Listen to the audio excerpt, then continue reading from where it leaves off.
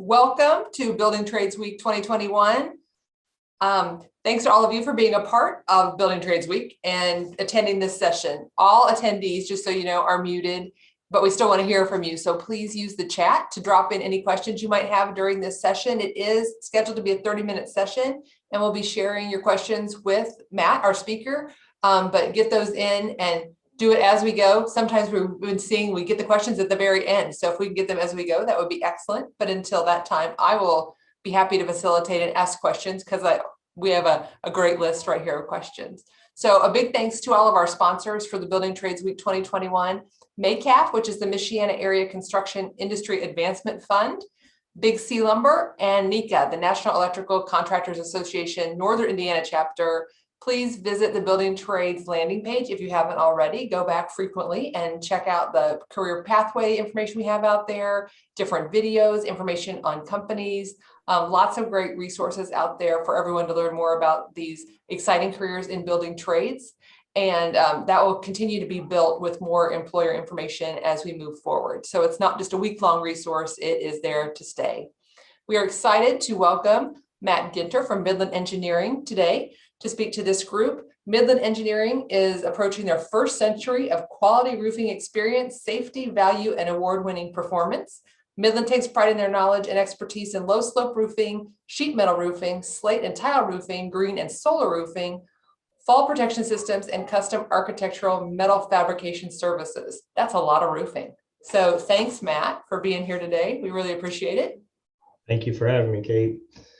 So I'm going to kick off real quick. If you can just tell the students a little more about Midland Engineering, like what you do and where you do your business. Yeah, we'll do that. We're a commercial roofing and sheet metal contractor, but we do some high-end residential homes as well.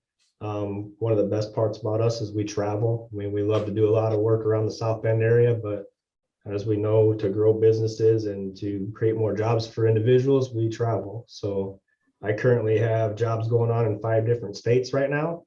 And what I do here at Midland is I do all of the hiring and job placement for all of our employees. But yeah, I mean, the list you went through, we kind of do a little bit of everything. Getting more into the green roofing, live roofs. We're doing more safety with roof davit systems. So we travel throughout the United States installing those on larger scale projects. Everything down to little shingle jobs to large football or basketball stadiums mainly, you know, wherever there's a big job and it's got some interest and we like to go chase it. So tell us about jobs that Midland has been involved in that the students might recognize, or anybody who's listening might say, oh, wow, I know that building, or I've seen that.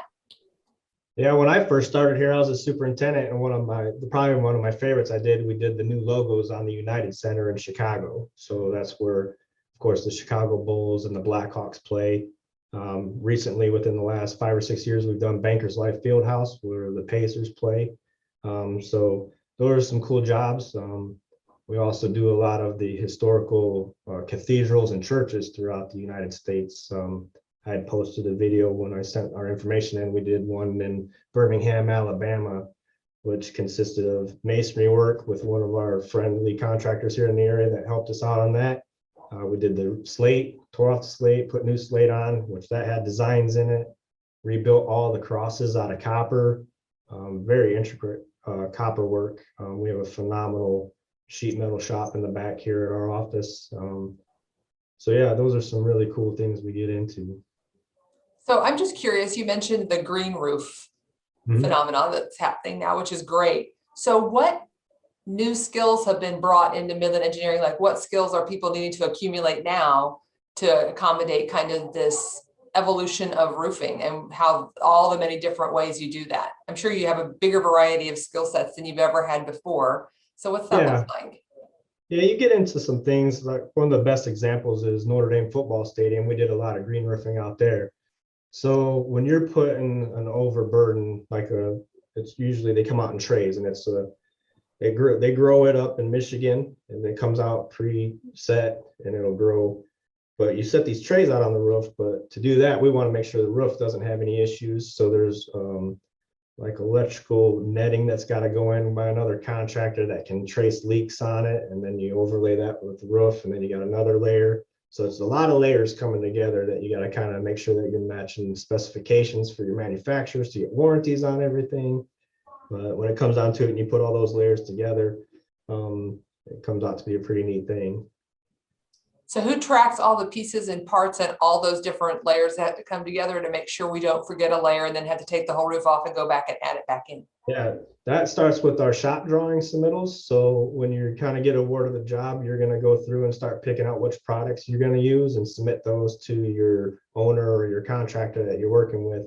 And then it's a coordination. So it's a team effort between the project team, the architects and engineers, the building owners, everybody who's involved. And then it's just coordinating. It's a lot of conversations, a lot of meeting, a lot of coordinating to make sure everybody's on the same page and everybody's working together to get these things done.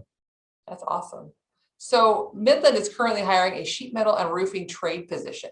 Can you tell the students what those jobs are and how they can get started? Oh, and roofing trade position. Can you tell about those positions and how people would get started with that? Yeah, we're always looking for people interested in joining the trades. I mean, one of our things we focus on with being involved with the unions, with the roofers union and sheet metal union, is building that job corps and getting more people involved. So basically they can apply through Midland. We have applications they can apply online. Also, they can stop at the local union halls and stop and talk to the sheet metal union or the roofers union. But yeah, I mean, we're not going to limit it to just one, especially with as much as we travel. And if there's people interested in traveling with us, we'll try to hire as many people that can do the work as possible. But the best way is to apply online. You can stop by our office or stop by the local union halls and speak with them. Anywhere from skilled to unskilled. I mean, everybody's got to start somewhere and learn how to do something, if they're interested in it. So we're not going to put anybody aside if they have no skill. We're going to try to help and educate them and train them to get a career. So what would you recommend to students who are interested in pursuing this? They might be juniors, seniors in high school, or even adults who are looking at a career change. Are there certain classes and things they could take to build a strong foundation for the training that you would provide after they come to Midland? Yeah, math is always a key one. If there's other ones outside of math, because there are some aptitude tests, especially with the sheet metal, you're going to kind of test and get on a scoring system, and then you'll sit in front of the apprenticeship board and kind of get interviewed. Blueprint reading is a good one. If you can kind of learn how to read blueprints, if they're taking drafting classes or anything like that. Building trades class, I think those are really popular now and becoming more popular. Those are fantastic since, kind of gotten away from when I was in high school with the shop classes or wood shop and things like that. But those are good ones. Any continuing education classes. And then once they apply and if they get a job with us or within the unions, there's apprenticeship programs where they learn more hands-on, they learn more technical safety, everything like that. So it's always going to be some education involved with it. And I'm sure that education, as we talked about the different kinds of roofing systems that are coming online, the education continues on and on. So is there an ongoing training and professional development opportunities within Midland to move into different areas? Yeah, we do some in-house. We do a lot of in-house, more safety oriented, but if there's differences or new products that we try out, we usually do some hands-on training in-house. We also kind of work directly with the apprenticeship schools, and we'll set up trainings with them, either while the apprentices are in school, or if we do journeyman upgrade programs, we like to keep their journeyman going too with 16 hours a year with continuing education. To try to keep up with everything. Everything's constantly changing. Safety is getting more strict every year, so we're kind of abiding by that. So it's a constant thing, and we do a lot in-house, and we do a lot of work with the apprenticeship schools.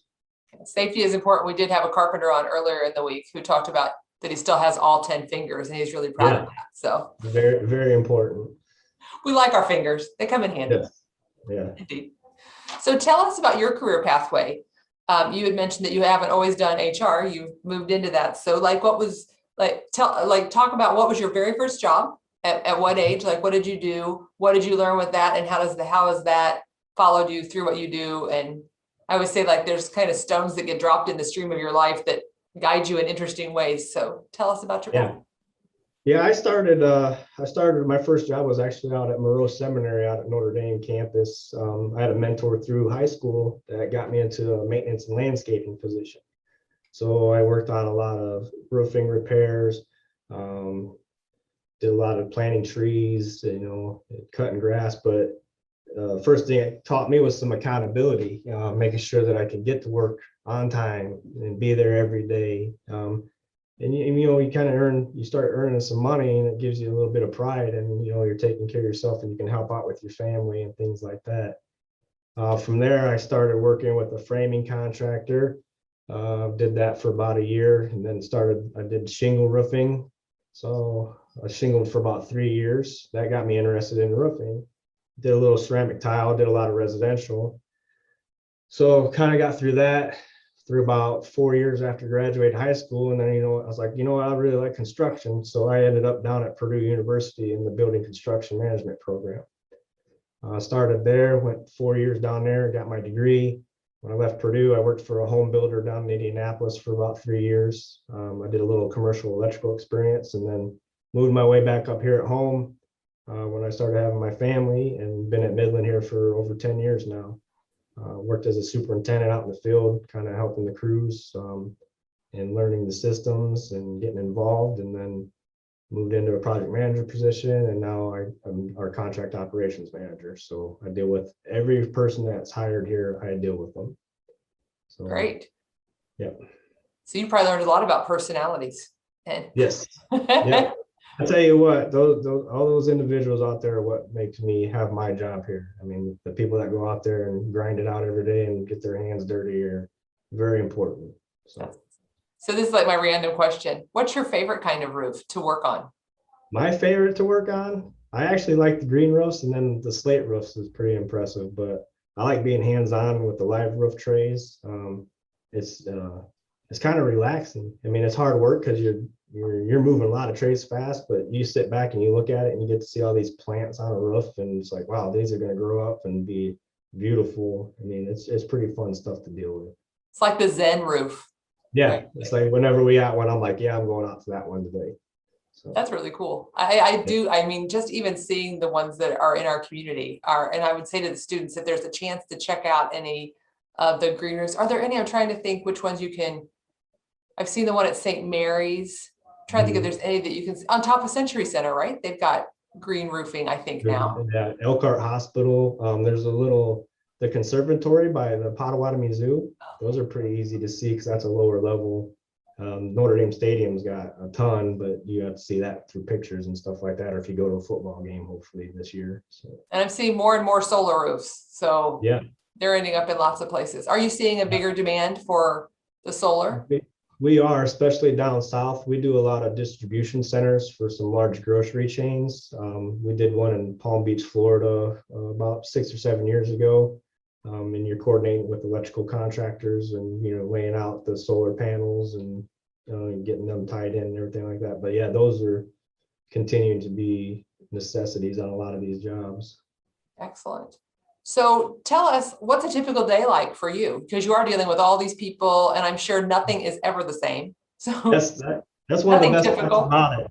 Yeah, that's one of the best parts about it. It's there's no routine. There's no, all right, this is the same thing every day. I can change it up, and typical day. Getting the crew started out in the field. If they're tearing off an old roof and putting a new one on, or just starting a new roof, I like to try to get out and see everybody and talk to them, make sure everything's going okay. And then usually I come in the office and check on everything and make sure there's nothing I need to attend to. I mean, part of my position is I'm trying to get people in the door and get them careers and help us out. And, we want to increase our workload. So the more people we can get, the more jobs we can go after. And what we're kind of seeing too is we're really kind of getting slower with the apprentices getting into the programs that we have too. So I'm kind of trying to chase the individuals that are looking to start careers more than people kind of bouncing around.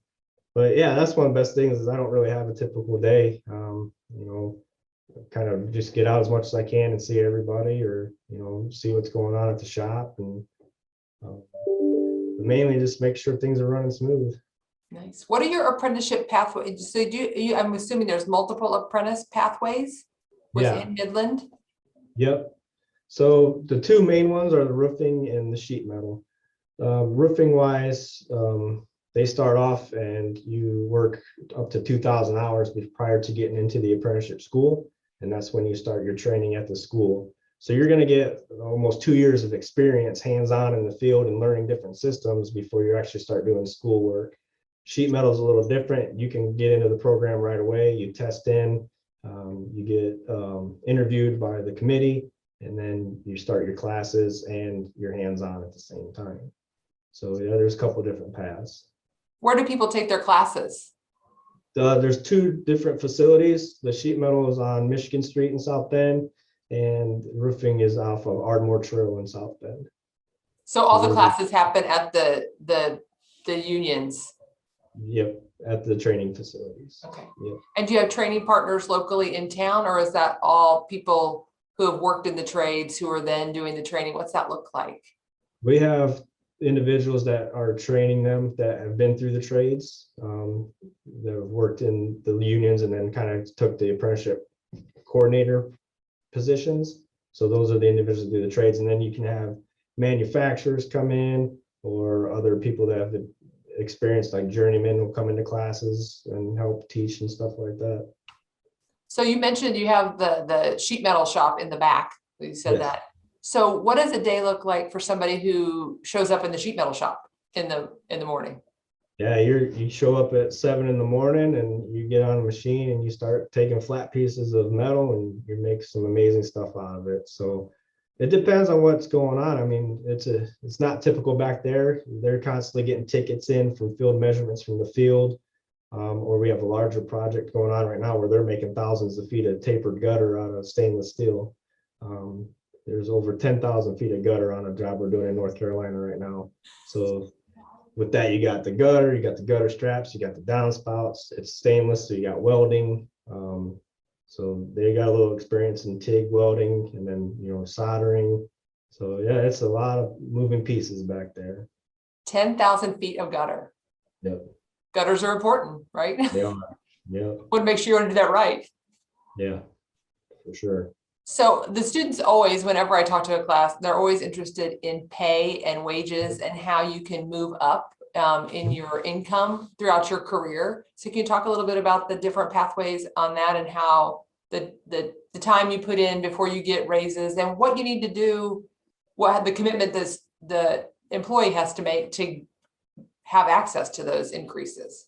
Yeah, so they have set up wage scales for each level that you go through. Sheet metal and roofing are obviously different, but like say an example for a roofer, our starting wage is $16.50 an hour. That's just the hourly rate. Then there's a fringes and benefits package where you're starting to accumulate into some medical, pension, and stuff like that. That's about $4 an hour. I think sheet metal is pretty similar, but you start to get in the program as you accumulate your hours. Like say you work 2,000 hours, then you work your way up to a level 3. So like every 1,000 hours, your pay increases about $1. And I'll do the roofing side just because it's a little easier to explain, because sheet metal is a little different. So you hit those milestones on those hours that you've worked, and you're tracking them. So you got a little accountability to track the hours that you've worked, and you turn in reports every month to the committee. So as your hours increase, your pay rate increases. Also do your fringes and benefits. So the more you work, so the most important thing these days is showing up every day and showing up on time and working a full day, the faster your pay increase will go up. Okay. So it's all about what you put into it is what you get out of it, is the basic story. Do you have any stories of adults, or even like, I guess adults or people over the age of 18? So people who have been in a different career and moved into these trades? Yeah, we deal with that a lot. Sometimes they'll be coming from a different trade, I'm actually dealing with an individual right now that's got over 20 years in law enforcement experience, from private investigation to everything. And it's just these individuals want to work with their hands. They want to be outside. And, I can understand that myself, but yeah, you get on a job like this and you're seeing something different every day and you're outside, and at the end of the day, you look back and see what you put together. I mean, it's pretty amazing what you can do. But yeah, we deal with that a lot these days. People kind of get done with office jobs and they want to be outside, and we try to accommodate that as much as possible. That's great. So I'm going to do a reminder, if any students have any questions or anybody in the listening audience has any questions, to drop those into the chat and let us know. And I had a question that just popped out of my mind, so I have to go back to my cheat sheet and see what I have here. Told us about a typical day. Are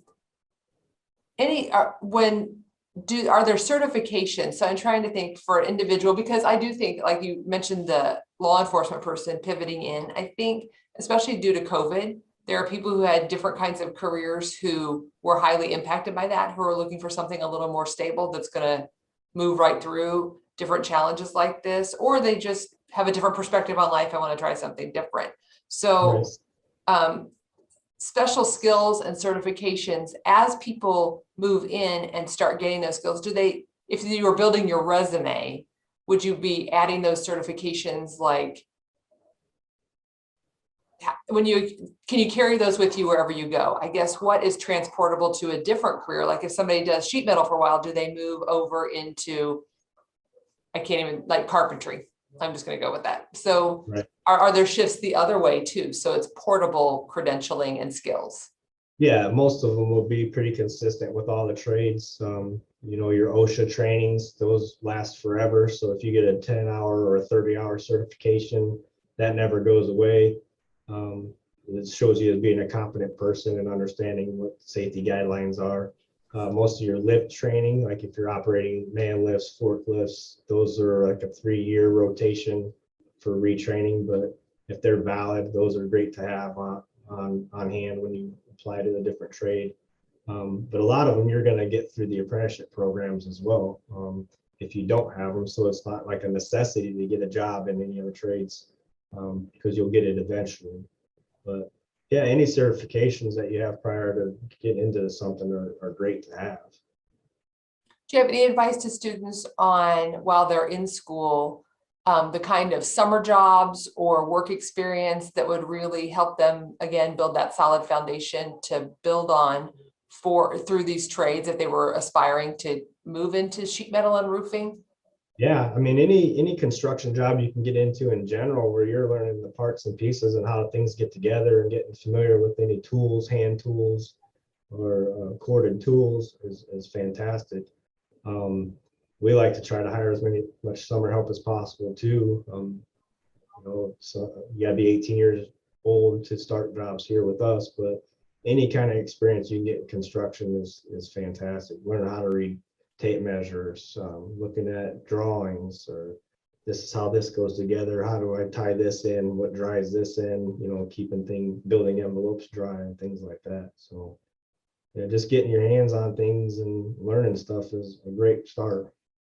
And when somebody is applying, let's say it is somebody who's 18, 19, who's just come out of high school and they've had a high school job, it might have been a retail or it might have been a restaurant.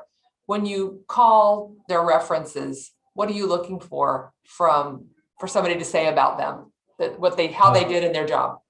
Yeah, I mean, if they're punctual, if they show up every day, how they interact with other team members, try to get as much information on how they are. I like to, when they apply here, I at least like to spend 10-15 minutes with them.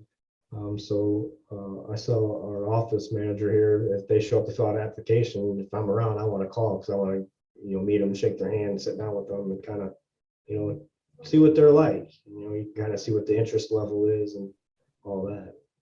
That's great. And I guess, so tell me about the travel. What does that look like if you're sent out on a job? Because I think a lot of students, unless you know somebody who's done this, like I have a brother-in-law who's an electrician, a big power electrician who goes all over the place. He might have been in Key West last week and we might have all been jealous, but he did have some fun with his job. So what does it look like when you travel? Yeah, if we have a job out of state, usually they're longer duration jobs, so you're going to be there for a while.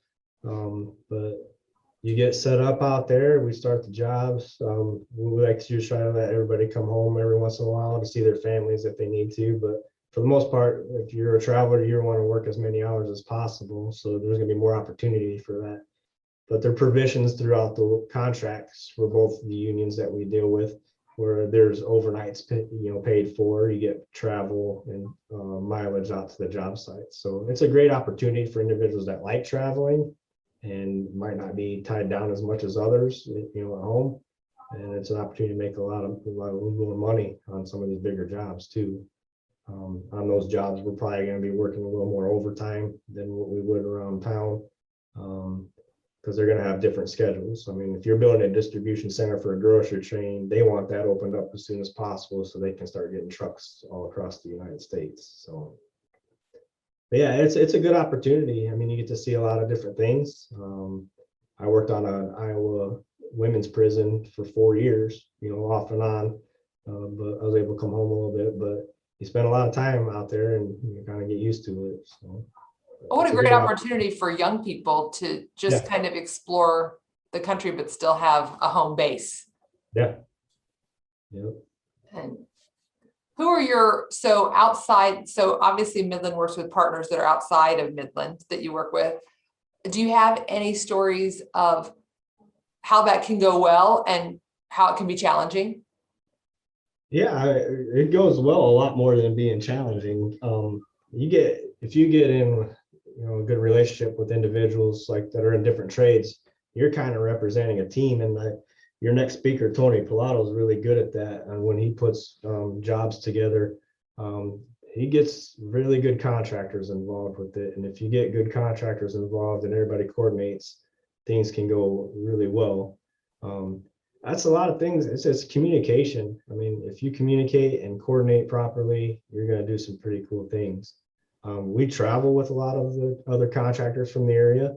Like we had some masonry repairs we needed help with. You're going to work with the Zilkowskis of the area and those individuals because you have that relationship with them and you feel comfortable putting individuals like that on your team to go out and work with different owners. And it creates a reputation for our area and all of our contractors in the area. So for those trades that want to spread out and contractors that want to travel, you can put some pretty good teams together and make some things happen. And that opens up other opportunities. If somebody was interested in trying something new, you're going to build those relationships and know what's happening in other places if you did want to move into another specialty area. Yeah, we did a job up in Wisconsin, like a history museum a couple years ago. It was a slate job, and next thing you know, we're getting individuals that have slate homes out there getting our information for repairs on their homes and looking at adding different things. So reputation goes a long way with the kind of work you do. So I think that's maybe my last question because we're getting close to time. So again, anybody who has a question, jump in there and drop it in the box. But communication tools obviously have changed during the course of your career with technology. And most of the people on here are young enough that they are what we would call a technology native, like they don't remember life without a cell phone in their hand, or at least in their parents' hand. How has that changed? And has it made it easier to communicate, or are there so many paths to communication? I sometimes think there's so many different ways you can communicate. It's hard to keep up with all what kind of tools do you use to keep that communication clear and straight? Yeah. The Zoom meetings obviously are really coming more popular, especially with the circumstances we're dealing with. But those are good to where you can have everybody, a whole team involved, and kind of you actually pull up blueprints on the computer, and everybody's there talking about it. Cell phones are big. I struggle with cell phones is when you have individuals that are on them all day instead of working, but when you're dealing with your foreman or your superintendents, you're going to have that, and emails are really big. But Communication has gotten a lot easier, but it's also gotten to where you can kind of get a little diluted. Like if somebody doesn't check their emails as much or isn't on top of it, things can kind of get lost in the shuffle. So me personally, I like to be face to face or on video as much as possible. But there's several different ways to do it now. I do think a big upside, I call them COVID upsides. One of the COVID upsides is the adaptation of Zoom and being able to have these kind of conversations without the travel time. And obviously, if you have projects all across the country, being able to do that and meet your team, no matter where they are, is pretty amazing. Yeah, FaceTime is a good one too, because I could have a question from somebody looking at a detail in North Carolina and like, all right, FaceTime me and let me turn your phone around, let me see what you're looking at. And we can come up with an answer or something to fix it at that point instead of trying to change it. Great. So any last words of wisdom before we close this out? I do not see any questions dropped in the box over here. No, I mean, a lot of things these days is that, show up every day and give it your best every day and, be punctual. Work ethic is pretty huge. I mean, if individuals like to work with their hands, the trades are a great opportunity for it. And there's a lot of potential out there. A lot of people are starting to retire or close to retiring. So there's advancement opportunities throughout all the trades, I feel. Apprenticeship programs are kind of struggling getting individuals in the door. So the more people we can get in and kind of keep these processes moving would be fantastic. And if you stop by Midland, you might get to actually have a conversation with Matt if he's there. Yep. So that would be if I'm here, I'll meet you in person. So come see us. Great. So thank you so much to Matt for being here today and to the attending students and educators. Again, I'll encourage everybody to visit the Building Trades Week landing page. Check it out. The panels are all being recorded. So if you missed any of the early ones, you can check those out. You can also go back if you're interested in sharing this with your parents so they can learn a little bit more about the trades and the apprenticeship program. We're also encouraging that. I think getting this information out is the key to building a really robust pipeline for our apprenticeship programs and making sure that we're prepared and ready for the building that's coming, for any infrastructure investments that are going to happen in our community and our country. And I appreciate all of you being here. So thanks very much, Matt. Have a great day and a great day to the students and the educators. Thanks. Thank you.